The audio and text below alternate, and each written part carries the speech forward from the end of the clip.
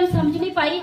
मैंने बोला मैं तो कुछ भी नहीं हूँ, मैं तो पहली बार हूँ, ऐसा क्यों मेरे पे ऐसा परमेश्वर आत्मा बोल रहा है। उन्होंने कहा कि परमेश्वर की आवाज की जो भूख तेरे अंदर थी, परमेश्वर ने उस भूख को देखा है कि तू कहती थी है परमेश्वर तू कहाँ है, तू कहाँ है। हालेलुया। तो जब फिर वो उन्होंने मेरे पे वो प्रार्थना की और मेरे उस टाइम सर्दी थी, इतना मेरे पर अभिषेक उतरा और उन्होंने ये कहा कि एंजल्स जो स्वर्ग में एंजल्स है इतने खुश हो रहे हैं कि ऊपर से स्वर्ग से फूलों की वर्षा कर रहे हैं। तो उस टाइम इतना अभिषेक मेरे को उतरा और उन्होंने ये भी बोला कि अगर तू परमेश्वर के पीछे हो लेगी, परमेश्वर का आत्मा कहता है, तो हर जगह परमेश्वर आत्मा मान सम्मान देगा। लेकिन अगर तू परमेश्वर के पीछे नहीं जाएगी तो वही बेइज्जती जो लाइफ में पहले थी, है ना, जैसे लोग इंसल्ट करते हैं कुछ भी है रिश्तेदार में, वही प्रभु का तो तेरे को बेइज्जती मिलेगी। फिर मैंने पीछे मुड़ के नहीं देखा। 2016 में मैंने बाइबल पकड़ी, बाइबल मुझे दी गई। 2016 में मैं परमेश्वर के पीछे चल पड़ी।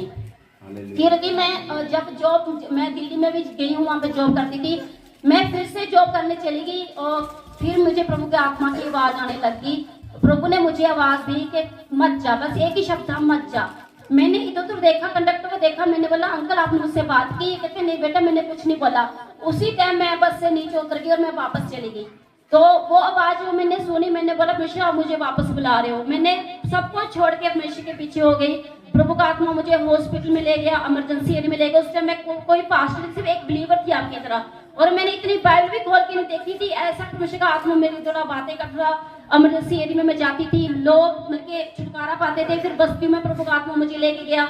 वहाँ पे जब परमेश्वर का आत्मा काम करता था, वहाँ सिक्योरिटी भी इतनी आराम होती थी, कहते आप पहले है जो यहाँ पे लोगों के लिए प्रार्थना करने आए हैं। हालेलुया। फिर धीरे धीरे नगर मोहल्ले में मेरे प्रभु का आत्मा कहने लगा वहां जाओ वहां प्रॉब्लम। और जिस घर में मैं जाती थी वहां सचमुच प्रॉब्लम होती थी। वहां ऐसे एक पर्दा लगा होता है, प्रभु ने कहा ये पर्दा हटा दे कि यहाँ मैंने काम करना है। मैं उस पर्दे को उठा नहीं पाई। मैंने बोला वो क्या बोल रहे हैं, मैं एकदम से आ गई हूँ, ये क्या समझे, ये कौन सा परमेश्वर है जो हमारे में बता रहा है। तो मैं वापस चली गई। तो वो आंटी मेरे पीछे भागी हुई है, कहते आप मेरे घर के दरवाजे के पास खड़े थे लेकिन आप क्यों नहीं अंदर आए। मैं कहा मैं डर गई थी। लेकिन जब उस घर में दोबारा गई, वो गई तो उसका लड़का पागलपन की हालत में था, 8 साल का बच्चा, ऐसे अपने बाल नोच रहा था। तो मैंने कहा परमेश्वर ने तभी मुझे यहाँ भेजा है। तो फिर जब मैंने उसके लिए प्रार्थना की, वो लड़का हील हुआ। फिर जगह जगह वहाँ पे बैक टू बैक वहाँ पे काम होने लग गए। फिर मेरे घर में बात पहुंच गई कि आपकी बेटी ऐसे प्रार्थना कर रही है, ऐसे ऐसे घूम रही है। तो फिर मेरे पापा ने मुझे बोल दिया कि घर से निकल जाओ, अगर ऐसे काम करने हैं। हम सिख फैमिली से, हम हमारे यहाँ पे यीशु मसीह को नहीं मानते। तो उन्होंने कह दिया घर छोड़ के चले जाओ। तो फिर उसके पहले मैं बहुत रोई। मैं कहा प्रभु तेरा वचन ये भी कहता परमेश्वर की आ गया कि अधीनगी में रहना है। तो मेरे माँ बाप मेरे लिए रिश्ता ढूंढने लगे, ये पता नहीं पागल हो गई है। फिर मैंने उन रिश्तों का इनकार किया। मैंने कहा नहीं, जहाँ मेरा यीशु मसीह बोलेगा मैं वही रिश्ता